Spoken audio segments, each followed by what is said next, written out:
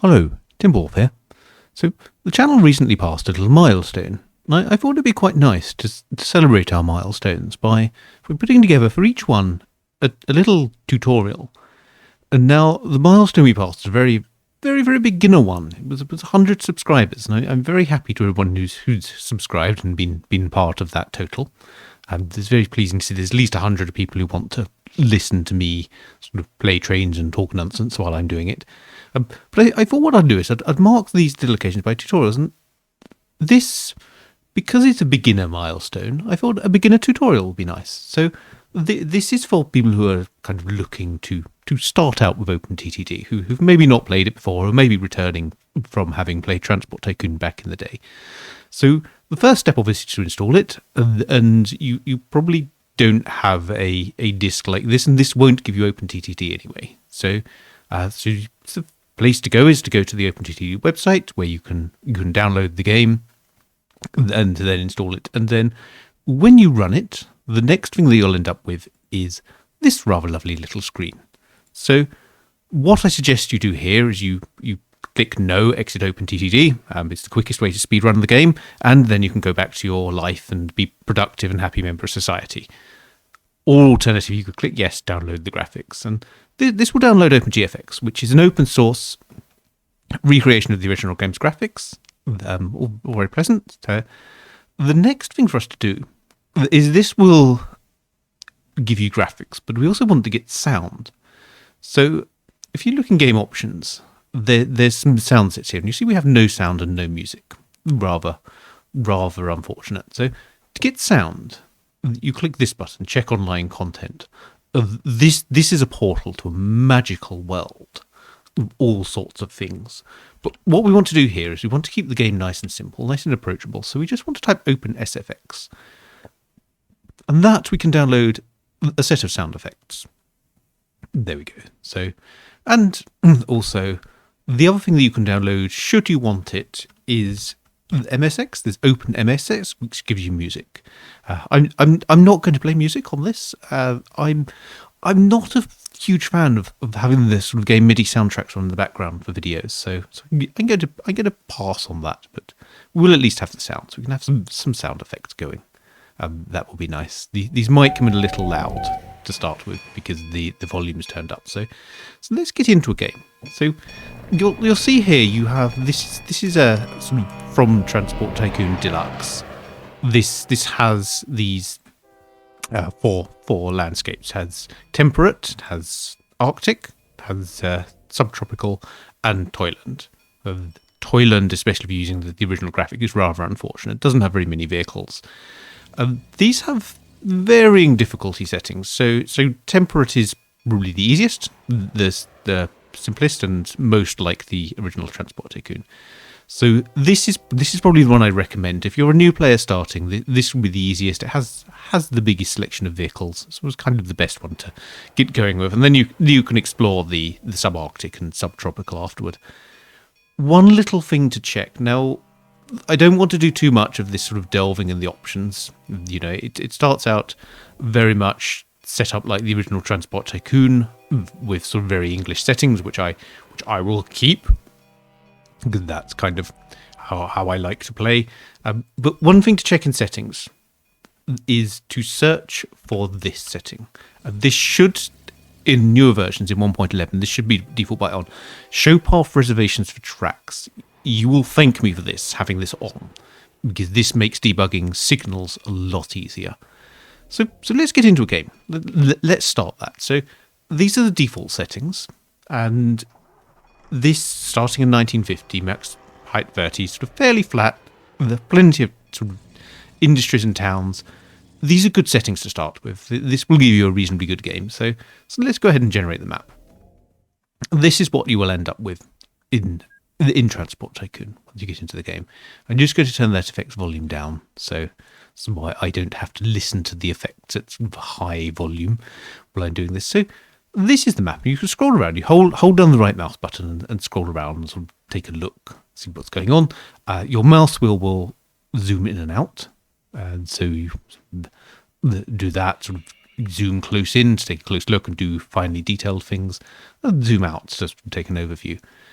you have now. Let's think about getting started.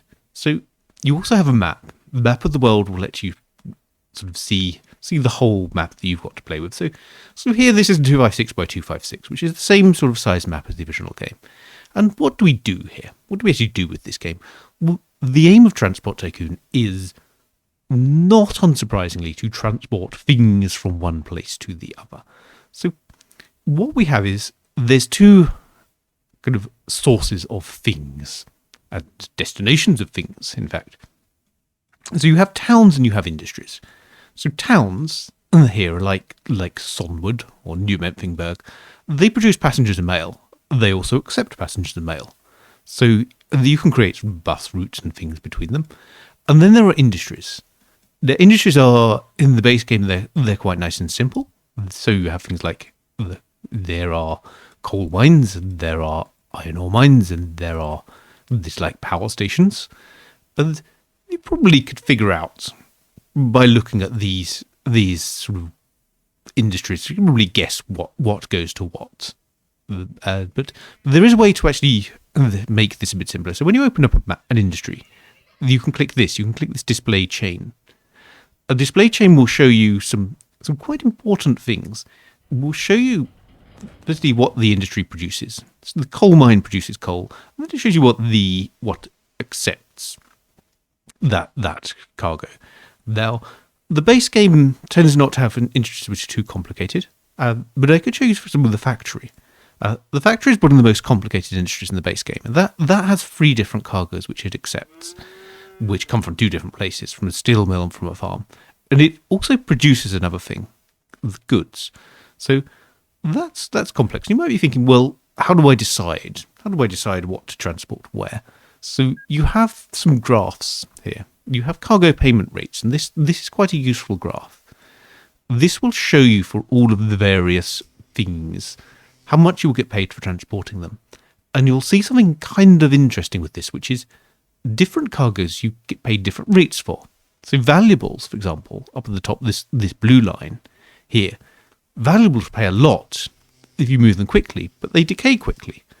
Whereas coal here, this grey line, you don't get paid as much if you move it quickly, but you still get paid quite a lot if you take a long time to move it. In fact, it's one of the best paid cargoes for taking a long time to move. So let's start our game here.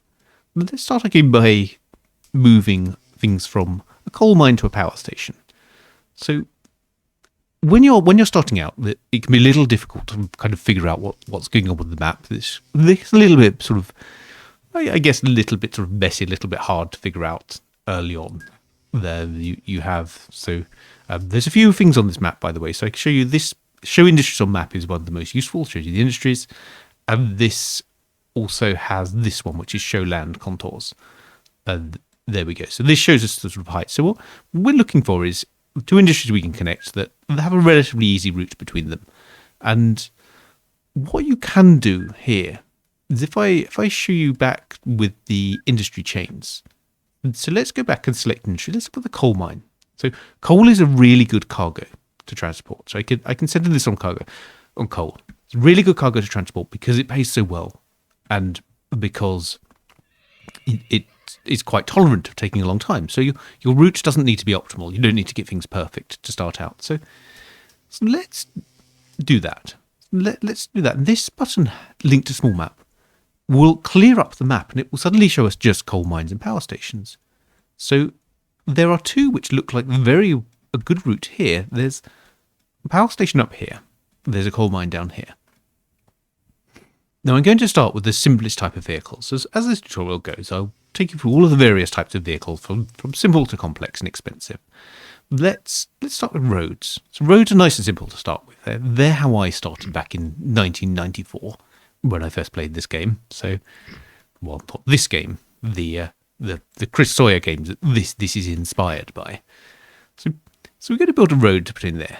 So there's 2 ways you can build roads. You can, one which might be easier if you're a little bit clumsier of mouth handling, is these blocks here, which sort of, you build the sections in a particular direction, and this you can only build in a particular direction. So if I drag the mouse up here, it will still only build in one direction. This will be a little easier.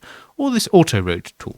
The auto road tool just lets you drag in a single direction. So you know that. It's a bit more flexible. Once you get used to the game, you can build that. Now, I've built a road between these two things. Now, I'm going to send my road up there, but I'm just going to show you something that this might not be the best idea. We can start out doing this. The base game is quite tolerant with what vehicles can and can't do. So we built a road. We now need some loading bays. So loading bays are on the road construction. You can see you have this here. So this will let you build loading bays. And you can build two types of loading bays. With the base game vehicles, it doesn't really matter that much what type you build. So you could build a terminus loading bay like this, which vehicles go into and they park in there.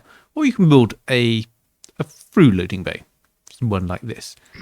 Now, when you get into more advanced things like more advanced vehicle sets, some vehicles can only use this through loading bay. But in the base game, any vehicle can use any bay. So it doesn't really matter too much. It's an aesthetic setting. What I'm going to do as well is I'm just going to build a little loop around there. This just means that vehicles coming around here can turn around.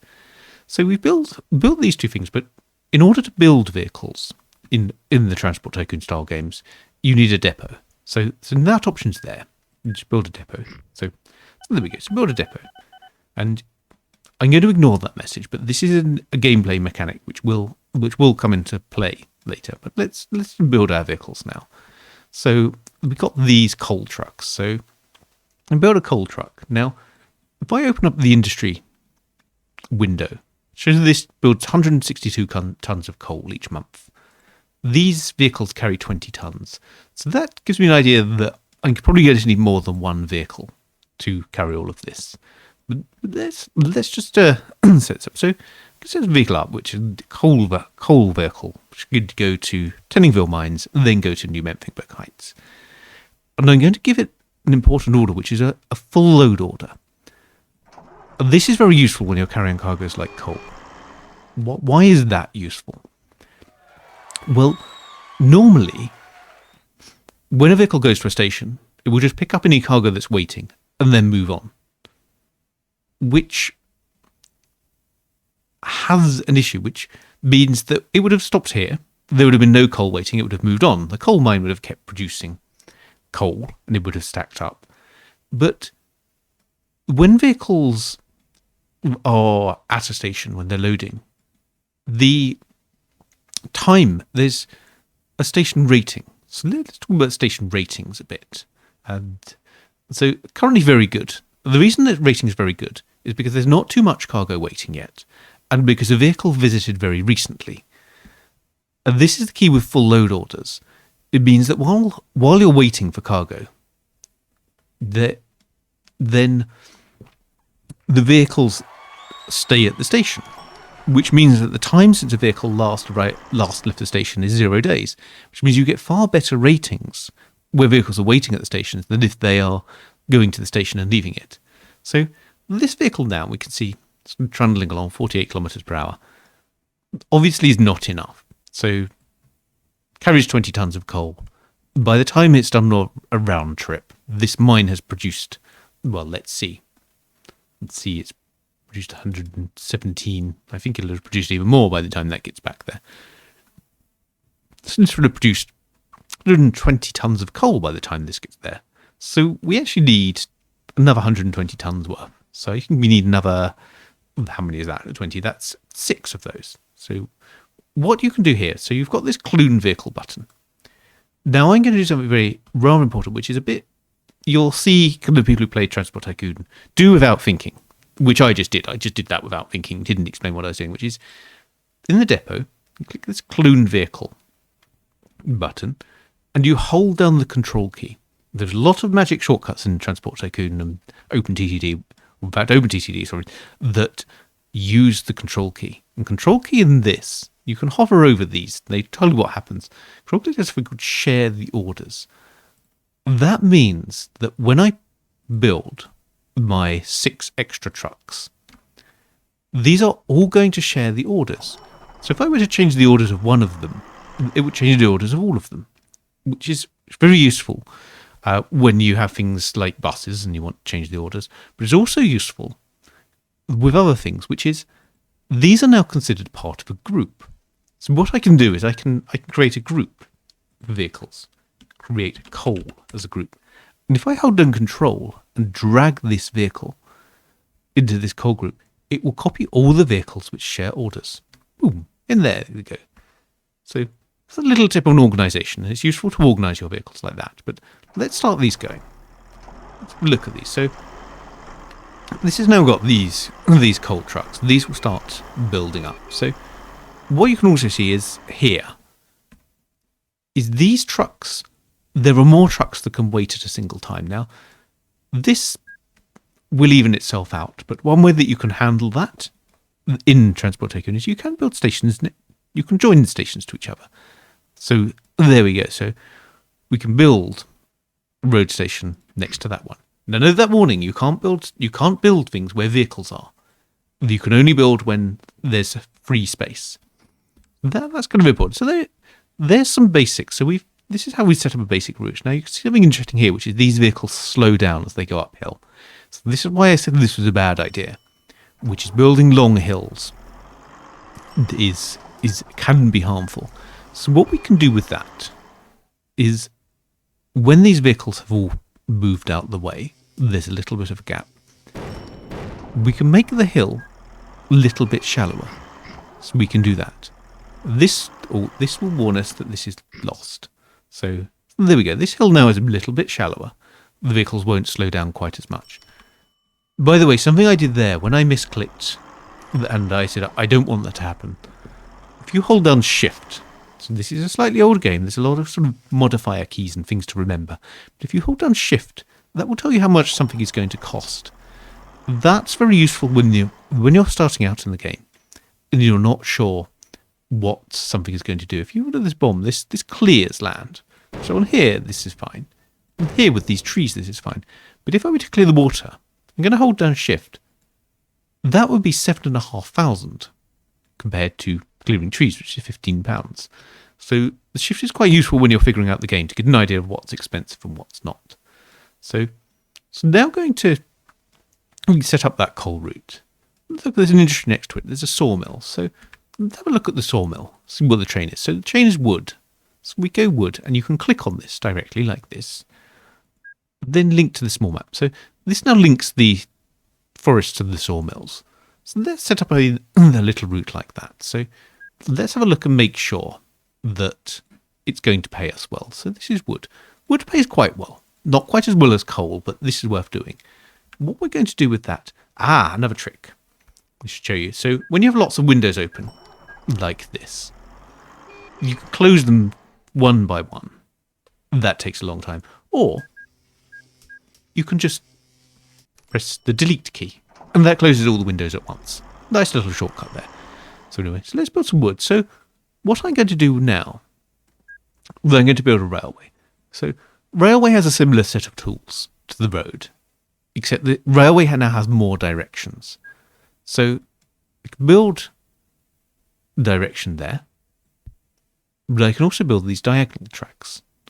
Diagonal tracks are a little bit limited, so I'm just going to open up the landscaping toolbar. This again, I used this when I was doing the road. This just lets me modify the landscape, which is quite expensive, but this can be useful when you want to build cuttings and keep things flat. So I'm going to build this. The other thing, this cost me £90 to build this. Building through certain types of land can be more expensive. So building through farmland, this costs more. So I'm not going to worry too much on this game because the default settings with the base game are relatively easy. We'll probably get away with this. It won't matter too much. So I'm going to build this around here. There we go. So that's going to come around there. And I go to avoid the road. And the reason you want to avoid the road is if I cross a road with a rail track, it will build a level crossing.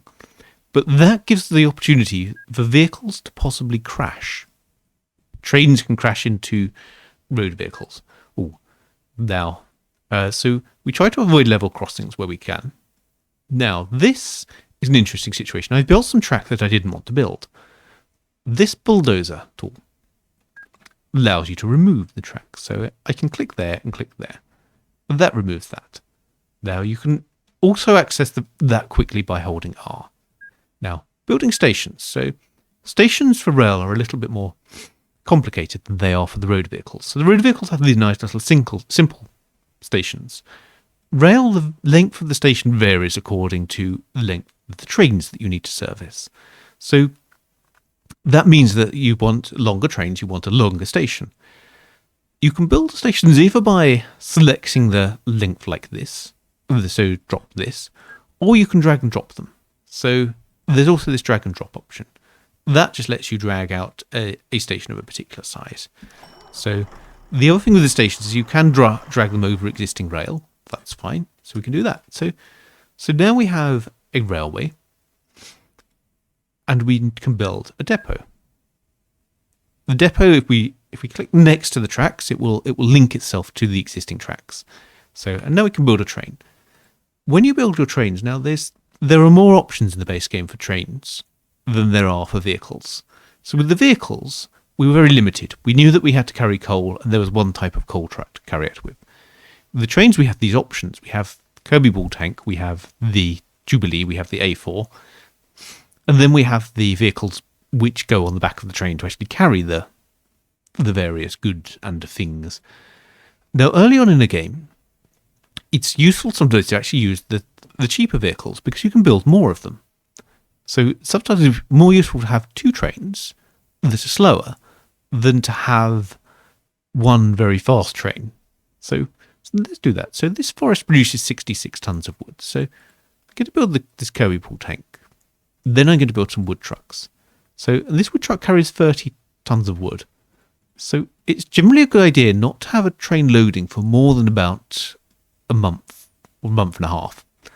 Otherwise, you lose a lot of income waiting for the train to load. So I'm going to do that. So I'm going to set train 1 to go to New Panningwell, and then to go down to the sawmill. Now I'm going to click full load again because it's a cargo train. And there we go. So that's going to go over to the forest and then pick up there. And now, if you see this sort of darkened section, what this is telling us is the path that the train is reserving. This will become important in a bit when we want to add another train. But for now, let's just let this load some wood. So we're now in something that happens quite a bit with an early game, which is we're waiting for things to happen. So this is waiting for some wood. Oh, this actually carried 99 tons of wood. We could have had some more wood wagons. But when you're waiting for things to happen, just waiting to get more money, or you're waiting for something to load, there are two buttons which change time in the top left. So there's pause, which pauses the game. Then there's fast forward. Fast forward will make things happen quicker. There we go. Off that train goes. Now, so that train is there. And we can we can center the view on the train by clicking this button. And we could also follow the train by double clicking it. Obviously, there's not much to follow while it's sitting there loading at the station. And then we can also do this thing, which we can open a viewport. And a viewport just lets you have a particular view. So you can keep looking at a station while you're also tracking a train. That sort of thing. And another thing that's useful with Windows is if you want them to stay open, this in the top right lets you click Windows. And then even if you press delete, they will stay open, even if you have a Windows closed. So that's quite useful when you've got windows that you want to preserve, for example, depot or something like that. So that train is doing an okay job. Let's scroll away from it now. Let's look at the station. This now has 120 tons of wood waiting. So where do you think we want to clone our train? We could clone our train, and let's try to start it. And what will happen is that train will stay in the depot. And if I click on it, it says it will wait there. It's not going anywhere. Why is it not going anywhere? There is a reason for this, which is trains have to be signalled. So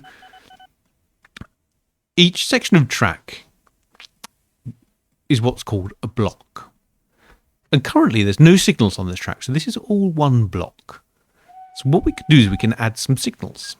So we need more track to do this. So this is railway signals. We have many different types of signal. So the basic type of path signal that the game gives you is the path signal, and for most cases this is what you'll want to build. So I'm going to put one here, and I'm going to put one here. They have a direction, so when you click on them, they change direction. And the signals have to be in the correct direction. Now, path signals are slightly strange, which is a train, if it has no other way to go at all, it will try to pass it from the back. But for most games, that won't really come up. You won't really notice that being a problem. But what you can see now is this grey line, this darkened section, shows the tracks that the train is reserving. And by reserving it, it means that train is saying, I now have this track, nobody else can use it. And so it reserved this track and it got down here. And then it got to here and said, well, the problem I have with that is there was another train on it. But that train has now gone to the station. And here is something rather tricky with these. Stations have an implicit signal in them. So this train will now wait here. And this will cause a deadlock. This will not work very well. So we actually need another signal here. So let's put that there. So now we have enough signals. So we can see this train now has this path reserved. This train is still reserving the path one by one as it comes down here. So this train will wait here. And then this train will reserve this path. This one will be able to reserve that path and travel onward. So now we have a nice simple path-based signalling going. So, and this is something that probably I should mention that comes up in my main series quite a bit. But it's probably useful to tell you, which is for these little early game routes, you don't need particularly complex signalling. No, you can save quite a bit of money by keeping the signalling simple. So all you need is little passing places. So passing place here. Again, I'm going to put that there and that there, which lets a train go past. And then I can clone another train and I can fit more trains on this route. So again, I'm going to hold down control so that they share orders.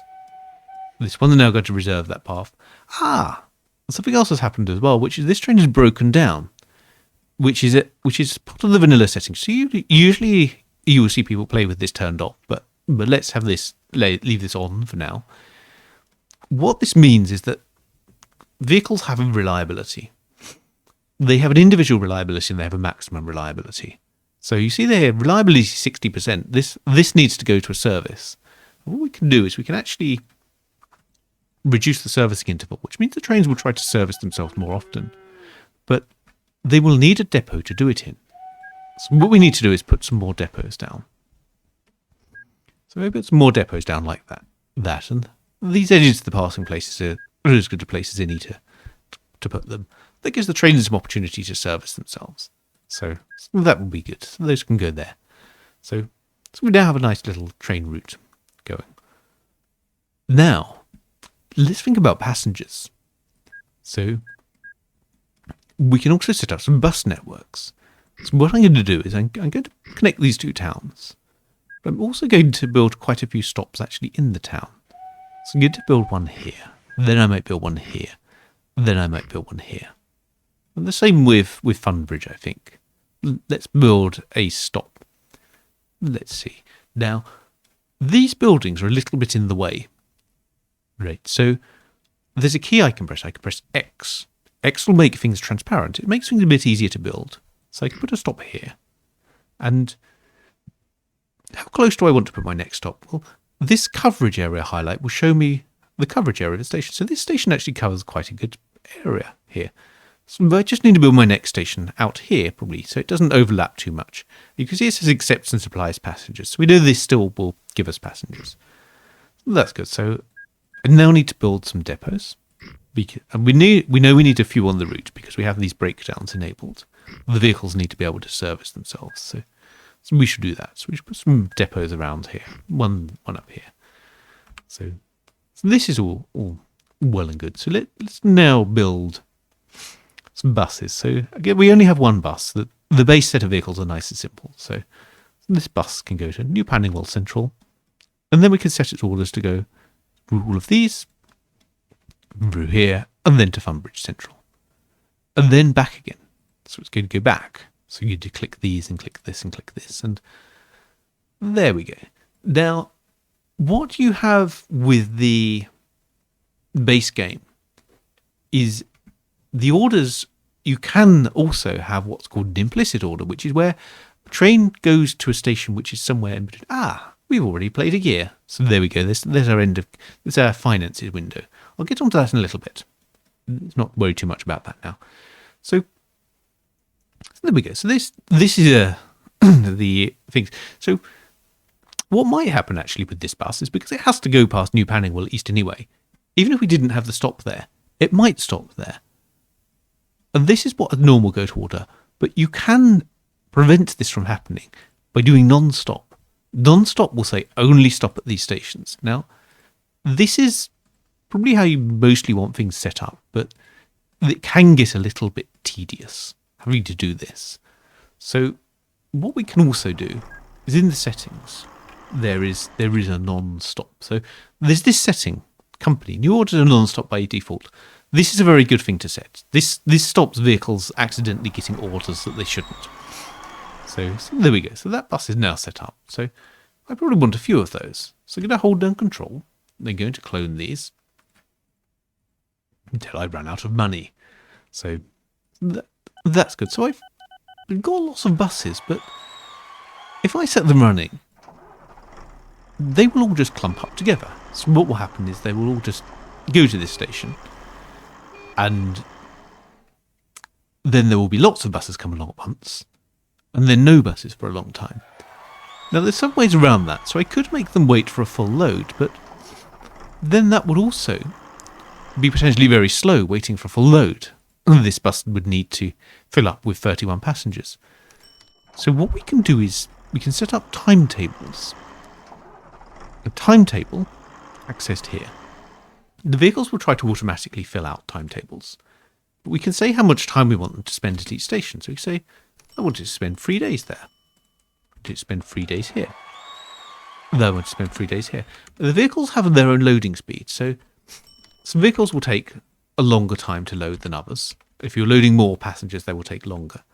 So you need to make sure the vehicles have enough time. And one good way to deal with timetables is to just have a station where you can pick up some of the slack. So I'm actually going to make this first station 15 days. And then what I can do is I can just make this timetable all official. So do that. And I still need to wait for this, but Funbridge to Funbridge Central, and then back to Funbridge. So yes, there's 6 days. So I need to wait for the vehicles. So I'm going to just fast forward to find out how long they take. So there we go. It's 24 days back to there, 5 days back to there, and 5 days back to there. So I set up a timetable, but these vehicles will have started the timetable at the point I set them going, which means they're still all arriving at once because I set them all going at once. But this start date, as I have wrote that, you see there's this control click. So if I control click on this, this will eventually space out those buses. So this is quite a useful tip. So you see the vehicle's claiming to run 1 day late, so it'll run a little bit fast to catch up. So that longer stop here will not take as long. Although now you can see there's actually some buses waiting. Because these vehicles, these ones are likely to be early. So if I show you the timetable for these, well, this is now running 1 day late. So this probably should skip. We should go to the next station. Then this one also has a timetable. So let's see how this one's doing. This one's running 20 days early. So this one will actually wait at this station until it's caught up its whole 20-day earliness, which means it's going to wait here until vehicles space out nicely. So that is good. So why do I want to do this? Well, as I mentioned when I was building this over here and setting things to full load, there is a station rating. The station rating is governed by how long since the last vehicle arrived and picked something up. So if my buses all clump up and they all arrive at once, I end up with a very low station rating because the station hasn't been serviced recently. Whereas if my buses don't arrive all at once, if they're nicely spaced out, then I get a much better station rating. And there is another factor as well, which is, as well as these station ratings, which are governed by how fast the vehicles are, how frequently they arrive, how many passengers I let build up, there's also a local authority rating. The local authority rating here is currently good, and the local authorities like it when you service stations, and they don't like it when you leave stations unserviced. So if you leave stations unserviced, your rating will slowly reduce, and if you service them well, your rating will slowly increase. The town will also grow if the stations are serviced frequently. So this is kind of good all round. So that's part of the rating. There's another thing which affects the rating, which is construction. And a particular type of construction. So if I demolish a house, my rating will eventually go down. The mediocre. And past a certain point, the local authority will stop allowing me to destroy houses. Also, something that really affects local authorities is if you destroy trees. If I destroy trees, my rating will go down to very poor. And now, when I come to build a station, I won't be allowed to. So, this means that I now either have to wait a very long time for my buses to service these stations and for the local authority to improve, or if demolishing trees makes the local authority unhappy, guess what the opposite does? If I plant lots of trees, my rating improves. Although this is not a sustainable strategy, because I now planted lots of trees. If I want to do any construction here, it will involve destroying trees again. So it's a temporary solution, but the better solution is to provide frequent services. So that covers a couple of transport methods. So we now want to think about what else have we got. So we're making a little bit of money, but we want something that really makes us lots of money. And if you want to make lots of money, and it's a little bit cheesy in the early game, solution is aircraft. So let's build some airports as well. Now airports, you have different options. So later in the game, we'll start to get large airports. At this stage, we only have slow planes. We only have small airports. So I'm going to build a couple of small airports. I'm going to build one at New Panningwell Central. Though I'm also going to build one. Let's find a nice big city. So build one at Denvingley. There we go. Now airports don't need a separate depot. Airports have a hangar, which means I can just build aircraft. And I have some options. I have this Coleman count. Oh, aircraft are quite expensive, so we're making a little bit of money. So let's go explore that finances window that I didn't explore earlier. So in the finances window, you can see the income from your trains and road vehicles. So you can see your expenses, your running costs, and also things like construction and new vehicles that you're spending money on. We also have a loan. So we started out with 100,000 loan, and we can increase that up to an amount of up to 300,000. And we can pay it back. We pay interest on the loan, so we do eventually want to pay it back. But for now, while we're expanding, let's borrow some more money. We can build an aircraft. So we can build this Coleman count, which can go from here to my other station.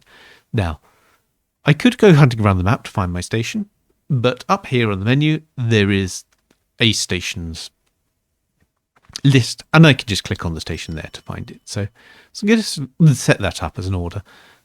And because the aircrafts are fast, and it really helps to have them full of passengers, I'm actually going to make this full load. I'm actually going to make this wait at each end. So that's easy to go there. So aircraft are quite simple to set up once you build the airport. But there's one caveat here, which is actually building the airport. Airports have a noise level. So I can only build so many airports. And if I go back up, so I click this location. If I go to Denfingley and I start building more airports, I can build another one. But at this point, now Denfingley says, you can't build any more airports. There's too much noise in the town. That noise level increases as the town size increases. But you'll find when you start to build larger airports, it actually becomes very difficult to build them because you don't have the noise level. So that's good. But aircraft, when this starts running, aircraft make a lot of money. In fact, sometimes they're looked down upon a bit in multiplayer because they make so much money so easily. All you need to do is pop down two airports and you're kind of set up. So that's one method. And then one last method is ships. Now, later in the game, and I don't think we have any currently, but later, after the 1960s, we'll start getting oil rigs, where the only way to take cargo from them is by ship. But we can also use ships inland. So let's have a look at that. Let's have a look at somewhere where we have maybe some iron ore mines or something. So actually, what can we connect? So I'm going to just look at what industries I have on the map. And I'm going to just click this enable all, show all the industries. Because what I want is something very specific. I want to find some industries which I can connect, which are near water. I don't really have very many of them. This oil wells, this oil refinery, probably will do. Let's do that. You can see it's very classic sort of Timberwolf. I know this is probably, if you're viewing the tutorial near this far in, you're probably not a normal channel viewer, but you would soon discover that I do scripts like B.A. Baracus does getting on airplanes. So, not very. So let's do some ships. Let's add some ships to this. So ships need waterways, unsurprisingly, to travel. So I'm going to connect these oil wells. Where are they? No, I'm not. Now, am I in the right place? No, the oil wells here. So there we go. So these oil wells here, I'm going to connect these to the oil refinery here. So I'm going to build a dock. I've got this catchment area, so you see there. Build that. That's in the catchment area of the oil refinery. So there we go. That's fine. But now I need to build a dock here. That's not quite so easy. So what I'm going to do is I'm going to dig a channel for this. So there we go. So I can dig a channel out here. You can maybe dig a channel around here. Now, getting water to a place, if you can drop things to sea level, it's fairly easy. And I could just build a channel here. And then I could drop that to sea level, or rather I could if I had a bit more money to do it with. This will slowly fill up with water. This channel here. And I could build this channel. I could cut this out all the way down up to here. It wouldn't cost me too much. And then I could build my dock. The other option I have is I can build canals. So I actually have canals here. So I can build a canal around here and I can build a canal around here. Or rather, they're quite expensive. So this will take a fair amount of loan to do. So I'm going to just, there we go. So I'm going to build my canal around here. And now I have a problem, which is I need to get up this hill. So we have locks to get up the hill. So I can build a lock here. So this lock will allow ships to go between the two levels. And it's noticeable that you need a lock. The ships can't go up and down on these sort of little rocky sections here. Now I think I can, yes, if I had the cash, I could build one over there. And I could convert that into a lock. But these little sort of waterfall sections, the ships can't go up and down. They actually need a lock. So that's why I've built one there. Now, here is my dock to pick up oil. And I now have another challenge here, which is my ships struggle a bit to navigate. So I need to build buoys. So at each point where I need the ship to turn around, I'm going to have to build a buoy. So one there, but one there. And then that one's not really so necessary, but I'll build it anyway. Sometimes I find that if you don't, it's better to build sort of more buoys than you think you need than fewer. So that's set up. So let's build a ship. I've got choice of three. I've got oil tanker, cargo ship, and passenger ferry. This is oil, so it's going to be an oil tanker. So there we go. That's going to go straight to there. It's going to need to go to the buoy, and the docks. and then back through the buoys in reverse order. And this, when we get to Channing Pool Woods, we're going to full load. So that's going to load oil. So that's a ship service. So now we use all 4 types of transport. And we can repay a little bit of loan. So that's set up a very simple little network here.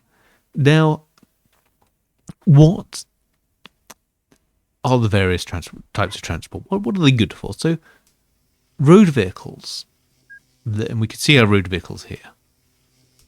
Road vehicles are cheap, but they are slow and quite low capacity. They are very, very good for setting things up at the beginning of the game. But as the game gets on, you find you start to have this problem, for example. Lots of cargo stacking up. And eventually, the stations aren't big enough for the road vehicles to pick all of it up. Or you just end up with too many vehicles. So road vehicles are quite good for starting out with. But later on, you may want to upgrade. Trains are really the core of the game. And the reason they're the core of the game, the reason so many players like them, is this. It's the signalling. It's basically setting up that complex little train set. It's all the routing and all the things that you have to do to make this work well. So trains are very, very popular. Trains are very good for carrying large amounts of cargo at relatively high speed and over fairly long distances. So that's what trains are good for. Aircraft have limited capacity because you can only fit so many through an airport. But they are very, very powerful for long distance travel. So if you look at this aircraft, see, this one's not making so much because it's so, but it's still making £3,000 in its last year, compared to sort of the buses, which are only making kind of 1,000 or so each. So aircraft are very, very powerful, especially when you start turning up the aircraft speed. And then ships. Ships are very slow, but they carry a lot. So, and also ships have a special sort of boost, which is cargo doesn't mind being sort of delivered slowly as much as it does in a ship as it does when it's in something else. So ships actually have a lot of kind of boosts, and they're actually really quite powerful. They are expensive to get inland, so ships are more useful kind of water maps. And that's a really intro. So that's kind of how you set up and how you play OpenTTD. So one last thing which I will show you, which is the more complex signaling. So this route here, let's have a look at this. So we have quite a situation where trains wait quite a lot. So what we could do is we could start upgrading this to a double track. So I'm just going to finish this out. This will be some nice kind of hour-long tutorial, which I think is quite a nice length for a tutorial. Oh yes, so what you'll find sometimes when you're building track where there's signals is you can't just place track where there's a signal. So sometimes you have to move signals. So we press R, which will remove that, and then put that down there. There we go. We've now been able to put the signal back. So I'm going to stick those in like that, and this gives us some signaling around this depot like that. So what I can also do is to signal this track, I can drag signals. So there we go. So if I just drag the signals like that, that will automatically place signals at a certain distance apart, like four tiles apart in this case. The other thing that I can do, if I upgrade this part to double track, so let's just move this around like that. So I'm just going to do some more upgrading. Is I can, when I have that same problem with signals there, I can just hold down Control and drag, and that will have the same effect as if I dragged through all of these sections. It will drag up to the next junction. So that's good. So that's there. And finally, the stations. So I can extend my stations the same way. So if I just make the land flat and I drag the station, that will now become a much bigger station. And what I can do is I can put some tracks like that. And then I have a double track station, which 2 trains can occupy at the same time. So I'm going to do that the same at the other end. Oops, and I have this. So one thing to be careful with, and you'll see this in my sort of main playthrough videos, is don't remove signals when a train has the path reserved, because that can end very, very badly. That ends with train crashes. So there we go. So I'm going to set this up with these one-way signals. There we go. So these are the path signals. You can also use. There are, as I mentioned, there are different types. There's also block signals. Now, what block signals mean is currently these trains are reserving a path. And if I were to set both of this train going, you can see that this reserves this path here. But this path here isn't reserved. So 2 trains can enter this. But if I were to change these for block signals, so these are now blocks. So if I were to put block signals in, this would now mean that once this train has this path reserved, no other trains can enter that block. And that can be useful sometimes if you want to make trains sit and wait and not cross junctions. But it's generally you'll just want to use the path signals. The block signals are more sort of older fashioned OpenTTD. However, one useful thing with the block signals is the 2-way signal. This lets trains go in either direction through it. That can be very, very handy when you want to signal things like, say, a station. You might want to put a block signal in the entrance to it. So there we go. And then there's more complex signals as well. There's entry signals, exit signals, and so on. But those are definitely something to read up separate tutorials on. They're not really needed to play the game, basically. So there we go. So this is good. One last thing that I should show you, now that we have a town that we're doing rather well in, is our company window. So we can choose different colour schemes. We can importantly build a headquarters. The headquarters actually has a function, which is that it generates a small number of passengers. So it will actually help our airport here. It will help our bus service and it will help our plane. So they are worth building, and they also grow as your company grows. So they start to get quite impressive.